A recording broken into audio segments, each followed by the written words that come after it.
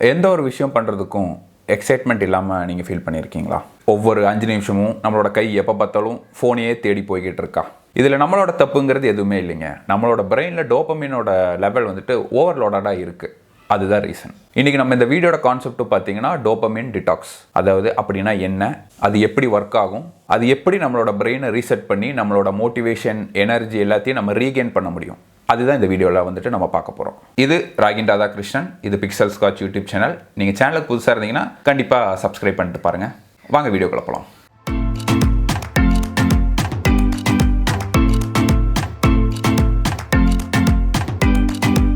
So what is dopamine? டோபமின்ங்கிறது நம்ம பிரெயினில் இருக்கிற ஒரு கெமிக்கல் தாங்க. நியூரோ ஸ்டிமுலேட்டர் அப்படின்னு கூட சொல்லலாம். அதாவது இதுக்கு வந்துட்டு ஃபீல் குட் ஹார்மோன் கூட சொல்லுவோம். ஏன்னா நம்ம எப்பப்பெல்லாம் நம்ம ஹாப்பியாக இருக்கிறோமோ அதுக்கு ரெஸ்பான்சிபிளான இருக்கிற கெமிக்கல் இது தாங்க. நம்ம எப்பப்பெல்லாம் ஹாப்பியாக இருக்கிற மாதிரி ஒரு விஷயம் நம்ம பண்ணுறோமோ அப்போ இந்த டோபமின் தான் நம்மளோட பிரெயினில் செக்ரீட் ஆகும்.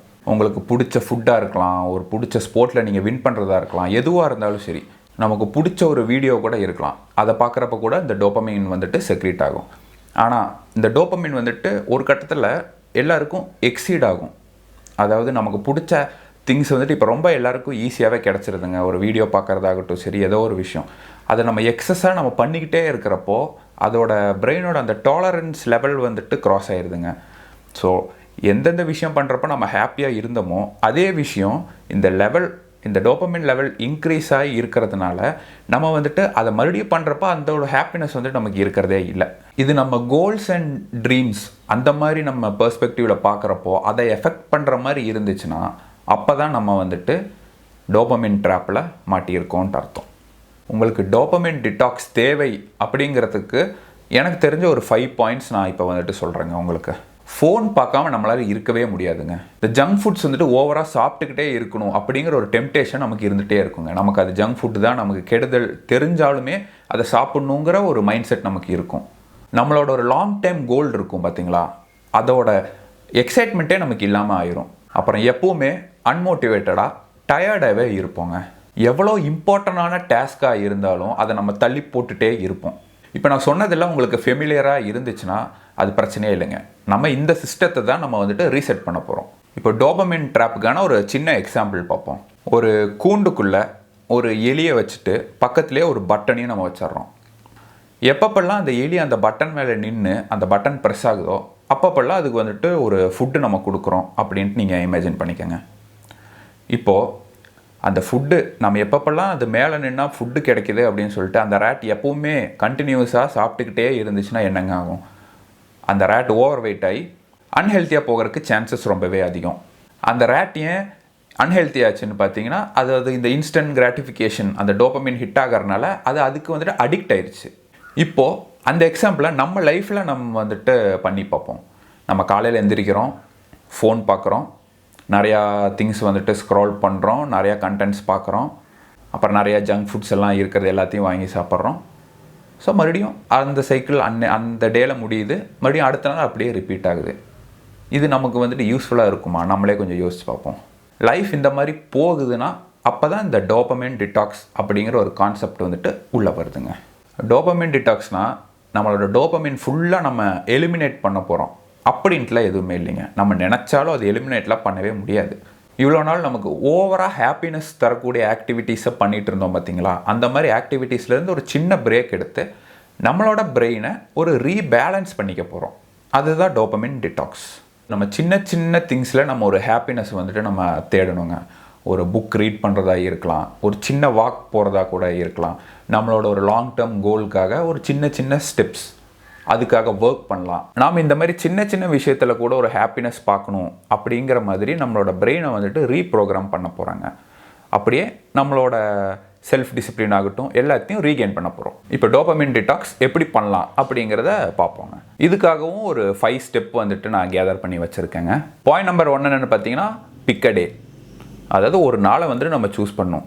எந்த மாதிரி நாள் பார்த்தீங்கன்னா ஃபுல் டே நம்ம ஃப்ரீயாக இருக்கணும், எந்த ஒரு ஆக்டிவிட்டியுமே இல்லாமல் இருக்கிற ஒரு நாளாக இருக்கணும். Point number 2, list your high dopamine activities.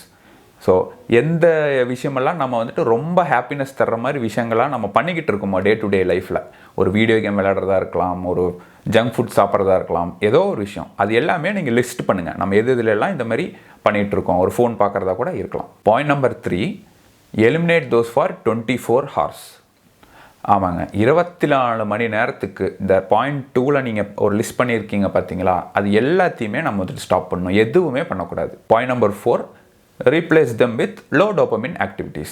Book read பண்ணுறதா இருக்கலாம், ஒரு வாக்கிங் போகிறதா இருக்கலாம், அந்த மாதிரி சின்ன சின்ன ஆக்டிவிட்டீஸ் மட்டும் அந்த நாள் நீங்கள் பண்ணுங்கள். 5th பாயிண்ட் என்னென்னு பார்த்தீங்கன்னா, ரிஃப்ளெக்ட் அட் தி எண்ட்.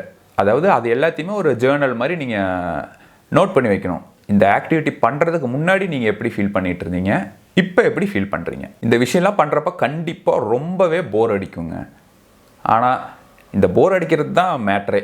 அப்போ தான் நம்மளோட பிரெயின் வந்துட்டு ரீசெட் ஆகும். இந்த டோபமைன் டிடாக்ஸ் வந்துட்டு நம்ம பண்ணுறதுனால நமக்கு என்னெல்லாம் பெனிஃபிட்ஸ் இருக்கும் அப்படின்னு பார்த்தீங்கன்னா, நமக்கு ஒரு லைஃப் பற்றி ஒரு நல்ல ஒரு கிளாரிட்டி இருக்குங்க.